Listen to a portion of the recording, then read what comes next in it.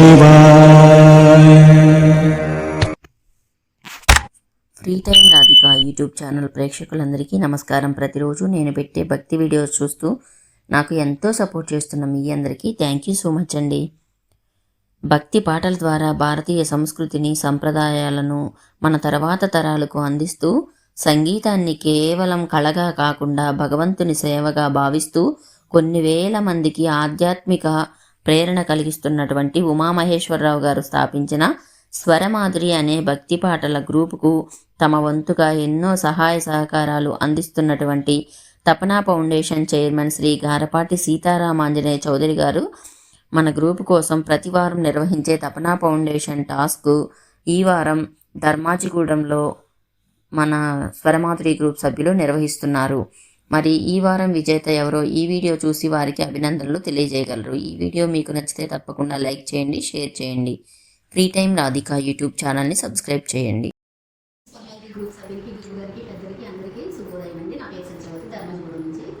తపనా foundation task ఈ వారం మమ్మల్ని తీయమన్నారండి. భద్రాచలం వెళ్ళిందండి గత వారం. వాళ్ళ కుదరక ఈ వారం మమ్మల్ని తీయమన్నారు. తపనా చౌదరి గారికి చాలా చాలా ధన్యవాదాలండి. క్లాస్ పెట్టినందుకు చాలా ఆనందంగా ఉందండి. ప్రతి వారం పెట్టినందుకు ఈ వారం నేను చేస్తున్నాను. హరే కృష్ణ అండి. స్వరమాధురి గ్రూప్ సభ్యులందరికీ నమస్కారాలు. నా పేరు రాధా, ధర్మాజిగూడెం నుంచి. హాయ్ అండి. స్వరమాధురి గ్రూప్ సభ్యులకు శుభోదయం అండి. నా పేరు అనురాధ, నేను ధర్మాజిగూడెం నుంచి. మీ పేరు చెప్పండి. నా పేరు జోషిత. స్వరమాధురి గ్రూప్ సభ్యులందరికీ నమస్కారం. ఓ పాట పాడింది. పాట పాడింది.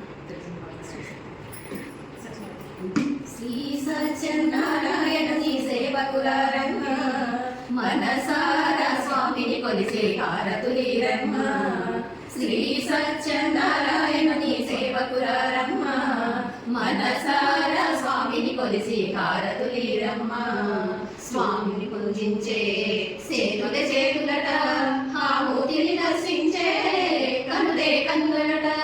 స్వామిని పూజించే సేతుల చేతులట, ఆ స్వామిని దర్శించే కనులే కన్నులట.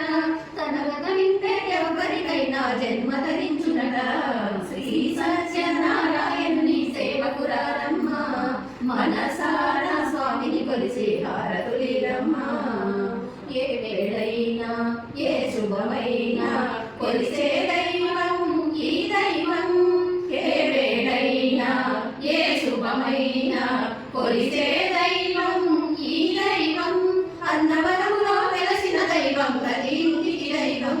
శ్రీ సత్యనారాయణుని సేవకురారమ్మ, మనసారా స్వామిని కొలిసి హారతులీరమ్మ.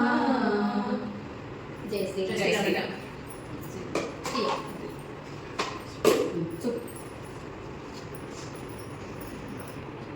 ముసునూరు భాగ్యలక్ష్మి గారు చింతకూడు నుంచి. ముసునూరు భాగ్యలక్ష్మి గారు భాగ్యలక్ష్మి గారు కనిపించింది.